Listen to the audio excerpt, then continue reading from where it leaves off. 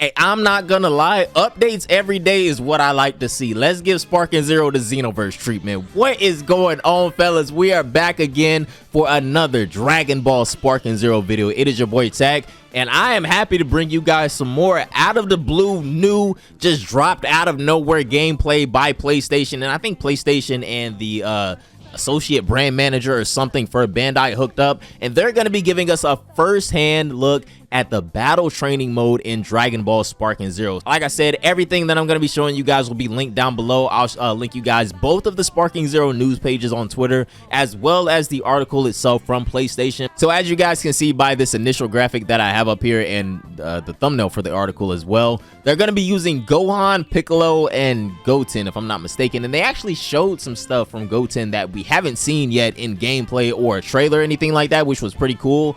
But a lot of you guys that are familiar with Tenkaichi in the past, this is usually how the training mode is set up. They're going to have a beginner section, an intermediate section, and a hard or difficult section. I forget what the term was exactly, but all of this looks relatively familiar. I mean, in the beginner section, as we already know, they're going to teach you all the basic stuff like how to move around, how to ascend, descend, dragon dash, shoot ki blast, do the simple counters, how to even use your super attacks in the first place, like what the commands are. This is all just really basic stuff, but let's go ahead and hop over to the PlayStation website to see exactly what these guys talked about when it came to Dragon Ball Sparking Zero's training mode.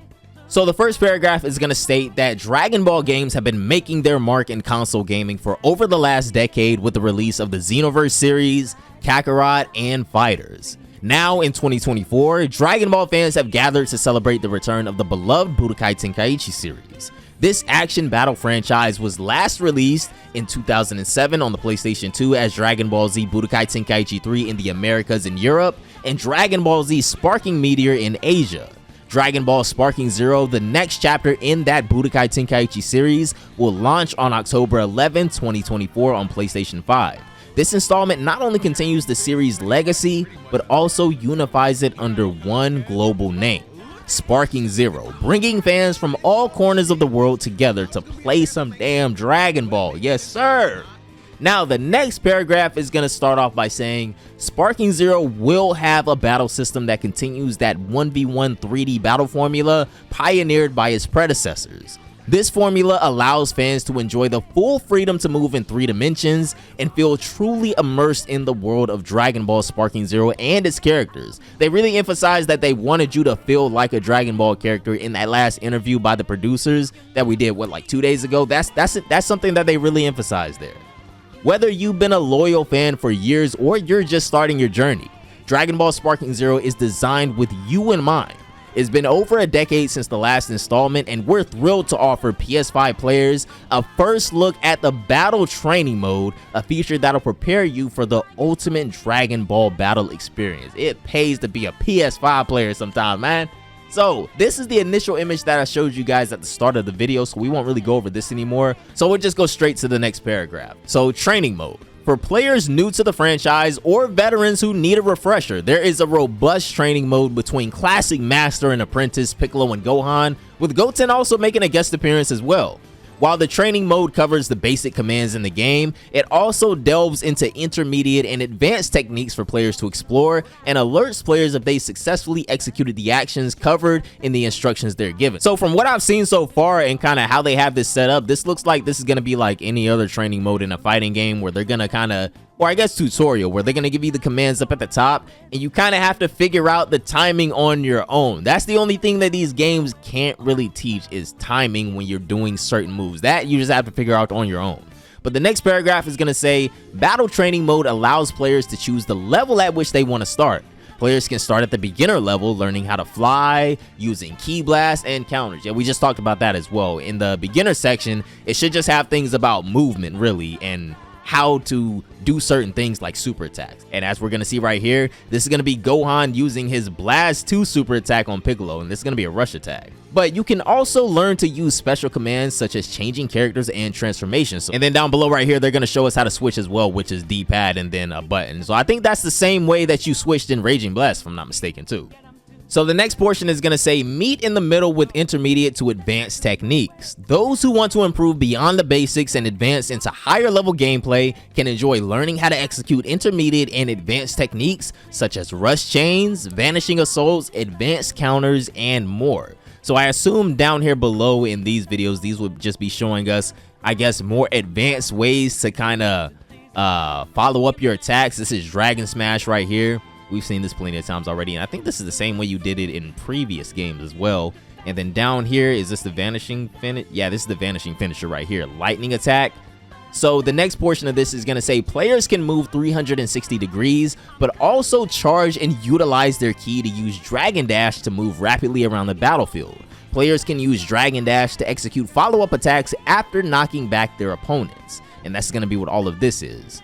Additionally, new gameplay reveals show how characters might be able to access vanishing assaults to quickly gain the upper hand against unsuspecting opponents. This mode also reveals how players can follow up these attacks with additional movements and attacks to string into combos. That's going to be what a lot of this stuff is right here, just showing us how we can string together these combos, but the countering itself and what happens when you get all of the, like, what are advanced counters? That's the type of stuff that I really want to see them talk about. But next, it finally looks like we're going to be getting into the defensive portion of training mode, and this is my favorite right here. I'm all about the perfect parries. Show me the counters, show me the dodges, the sidestepping. I'm all here for that. And the first clip right here that they're going to show us is Gohan using super perception on Piccolo, and the first thing that I noticed about this was super perception taking that one blast stock. So this isn't just a freebie, this is going to cost resources, but they're going to state down below the video, getting caught in your opponent's attacks.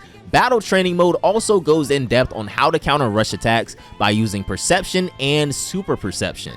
And then the next little clip down here is this also, oh, this is the Z counter. Okay, so players can also dodge an opponent's follow-up attack by utilizing Z counters. Change up the flow of battle by using these defensive moves to maximize your advantage. And if you guys have been watching my recent Sparking Zero videos, you know that we brought up Z counter before, and it isn't just as simple as pressing the button at the right time. The thing with Z counter in the old Budokai Tenkaichi games, I know this was a thing for Budokai Tenkaichi 3 in particular. I don't know about the other two, but they had different timings for Z counters and a couple of other things like across systems. So we had a different timing, PS2 had a different timing, and I don't know if that'll be the same here between like PS5 and Xbox and possibly Steam too. But the thing is, and even still to this day, I never knew if that was caused by input delay across consoles or if that was just like a programming difference altogether. I still have no clue.